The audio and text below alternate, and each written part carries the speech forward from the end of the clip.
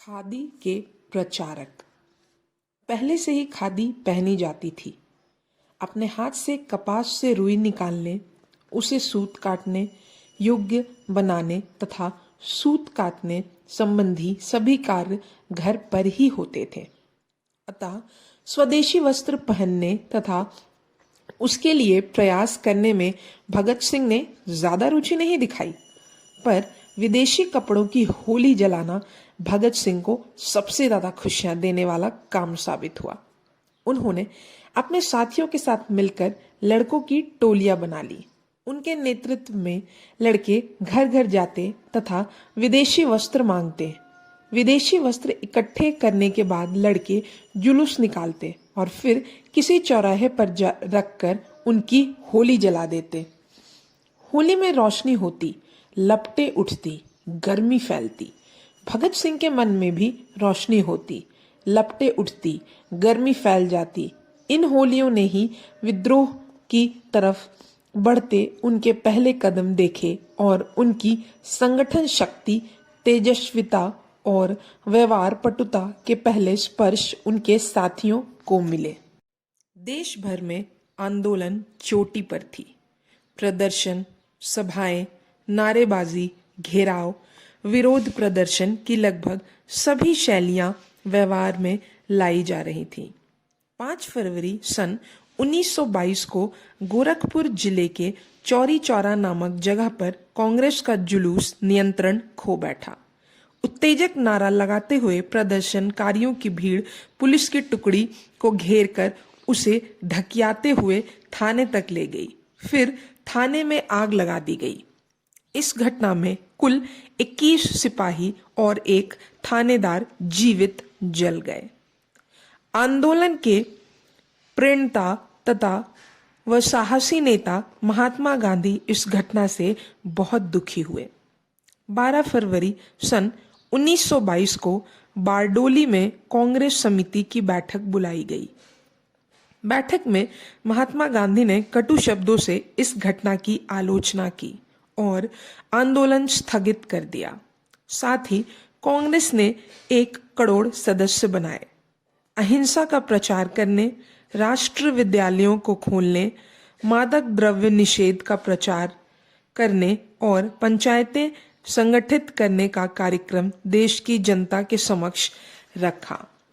पंडित मोतीलाल नेहरू और लाला लाजपत राय ने, जो इस समय इसी आंदोलन के कारण जेल में थे, उन्होंने इस प्रस्ताव को बहुत नापसंद किया और गांधी जी को बहुत सख्त पत्र लिखे।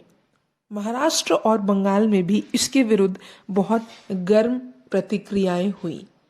इस प्रस्ताव का समर्थन करने के लिए 24 से 25 फरवरी सन 1922 को दिल्ली में महासमिति की जो बैठक बुलाई गई, उसमें डॉक्टर मुंजे ने गांधी जी की निंदा का प्रस्ताव रखा और कई सदस्यों ने इस प्रस्ताव के समर्थन में भाषण दिए। इस घटना ने भगत सिंह के मन को फिर अंतर्द्वंद से भर दिया। उनकी समझ नहीं आ रहा था कि इतने बड़े आंदोलन को हिंसा की घटना के कारण क्यों स्थगित कर दिया गया। हिंसा के संपूर्ण बहिष्कार और अहिंसा के पूर्ण स्वीकार की बात उनके गले नहीं उतर पाई थी। वे सोच में डूब गए। आजादी का रास्ता हिंसा से होकर नहीं जाएगा। केवल अहिंसा और आत्मपीड़ा से ही आजादी का महासमर जीत लिया जाएगा। यह तर्क, यह दर्शन उन्हें प्रभावित ना कर सका। सहसा मानसिक उथल पुथल से गुजरते हुए भगत सिंह को एक चेहरे का स्मरण हो आया। ओज तोज और आजादी के अटूट संकल्प से प्रदीप्त क्रांतिकारी युवक सरदार करतार सिंह का चेहरा, जिसे मात्र 19 वर्ष की आयु में 15 सितंबर सन 1915 को क्रूर शराबा जजों ने फांसी की सजा सुनाई थी। जजों के इस निर्णय पर करतार सिंह ने कहा था, थैंक यू, आपका धन्यवाद। सराबा के एक साथी को आजीवन कारावास की सजा सुनाई गई। इस पर प्रतिक्रिया व्यक्त करते हुए उसने कहा था, मैं काला पानी नहीं फांसी चाहता हूं। भगत सिंह ने अपने मन से पूछा, क्या चौरी चौरा सत्य है अथवा करतार सिंह एवं उनके साथियों का कार्य सत्य है? दूसरे प्रश्न ने उन्हें झकझोर दिया। यदि करतार सिंह का कार्य असत्य है, अनुचित है, तो सरदार अजीत सिंह, सूफी अंबा प्रसाद, वीर सावरकर और श्री रासबिहारी बोस की हमारे देश की इतिहास में कोई जगह नहीं है।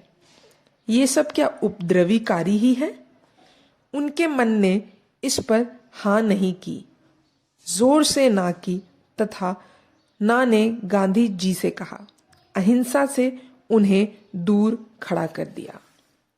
15 वर्षीय भगत सिंह के मन में यह सब तूफान उठ रहे थे जिसे वे राष्ट्र के कई प्रमुख विचारक हों। हम कह सकते हैं कि उनकी उम्र यह सब सोचने लायक नहीं थी, पर उनके सामने तो 19 वर्षीय सरदार करतार सिंह सराबा थे, जिनके विषय में जजों ने अपने फैसले में लिखा था, He is one of the most important of these 61, excluded and has the largest of them all.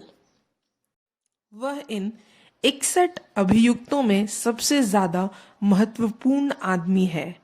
इसके विषय में हमारे पास सबसे अधिक सबूत हैं। अमेरिका के समुद्री रास्ते और हिंदुस्तान में होने वाले इस षड्यंत्र का कोई हिस्सा नहीं जिसमें इसने अपना पार्ट अदा न किया हो।